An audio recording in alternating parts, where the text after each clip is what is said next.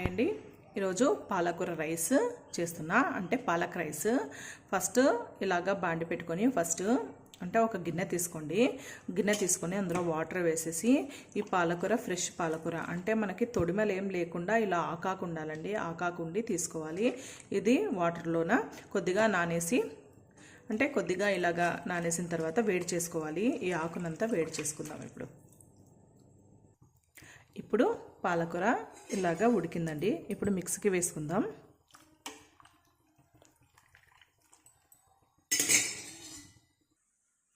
ఇప్పుడు ఇది మిక్సీకి వేసుకున్నాను. ఇలాగా పాలకూర మిక్సీకి వేసా. ఇంత రైస్ తీసుకోవాలి, పొడిగా చేసుకోవాలి రైస్. కొత్తిమీర పేస్ట్ అంటే అల్లం వెల్లుల్లి కొత్తిమీర వేస్ట్ చేశాను. సాల్ట్, ఇది వచ్చేసి నేనే తయారు చేసుకున్న బిర్యానీ పౌడరు.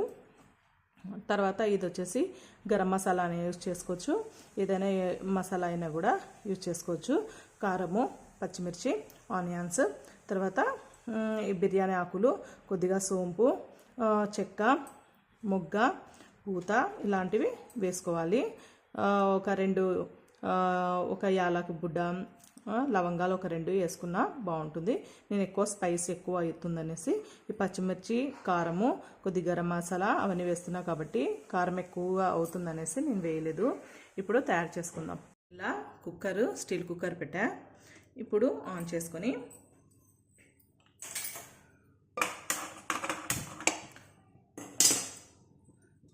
స్టవ్ ఆన్ చేసుకొని పెట్టుకున్నాను.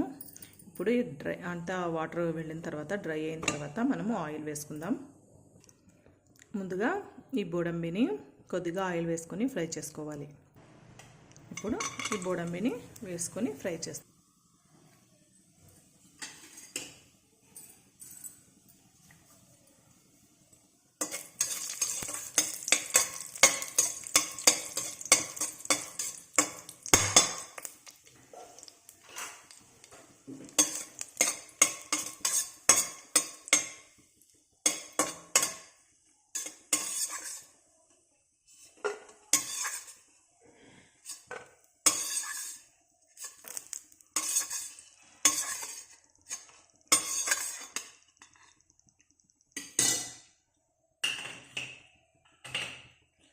ఈ ఆయిల్ చాలండి, కావాలంటే వేసుకోవచ్చు, మీ ఇష్టము. నేనైతే అవసరం లేదని ఇందులో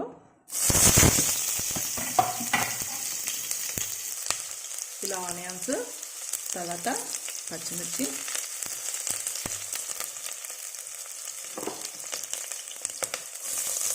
తర్వాత ఈ బిర్యానీ ఆకులు ఇవన్నీ ఉన్నాయి కదా, ఇవన్నీ వేసుకోవాలి.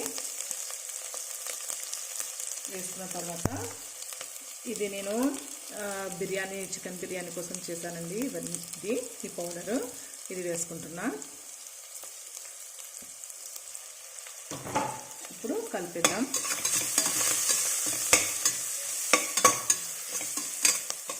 తర్వాత అల్లం వెల్లుల్లి పేస్ట్, నేను కొత్తిమీర కూడా వేసుకున్నా, ఇది వేస్తున్నాను.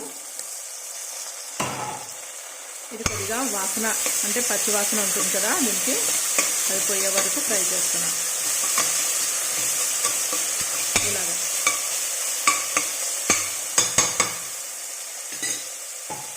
తర్వాత మసాలా, ఇది చికెన్ మసాలా కానీ గరం మసాలా కానీ ఏదైనా వేసుకోవచ్చు. తర్వాత కొద్ది కారము. ఇప్పుడు కలిపేద్దాము. నేనైతే కొద్దిగా రైస్ కాబట్టి నేను కొద్దిగా ఆయిల్లోనే చేసుకుంటున్నా.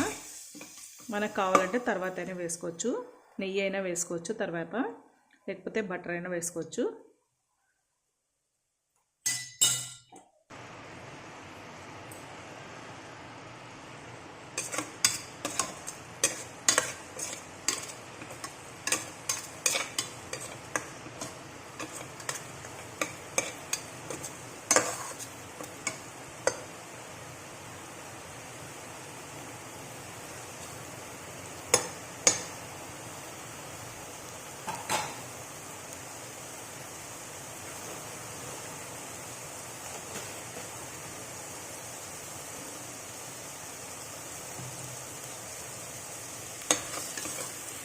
ఇప్పుడు మనము ఇది అయ్యిందండి.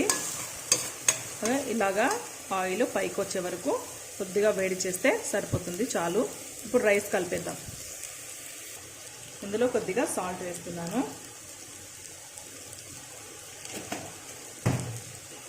మళ్ళీ ఒక్కసారి కలిపేద్దాము. బయట వర్షం వస్తుందండి, సౌండ్.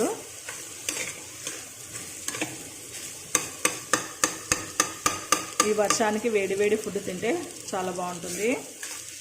ఇప్పుడు మనం పాలకూర రైస్ తిందాము. ఇలాగా కలుపుకోవాలి బాగా. చూడండి ఎంత గ్రీన్గా, చాలా బాగుంది రైస్. మీరు ఒక 2 కట్టలు లేత పాలకూర తీసుకున్నారంటే చాలా బాగుంటుంది. అంటే కాడలేం వేసుకోకుండా మనము వాటర్లో వేడి చేసి మిక్సీ పట్టుకోవాలి.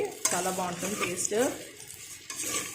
పిల్లలకైతే గ్రీన్ రైస్ అంటే టకాటకాని తినేస్తారు. ఇలాగా కొద్దిసేపు మగ్గనిద్దాము.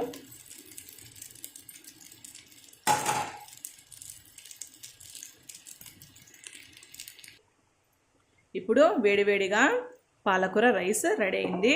ఇప్పుడు బౌల్లో సర్వ్ చేసుకుందాం. ఇప్పుడు చూడండి గ్రీన్గా బాగుంది.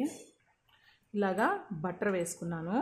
బటరు తర్వాత ఇందులో గోడంబి మనం ఇలాగా పెట్టేసుకుంటే చాలా అందంగా ఉంటుంది.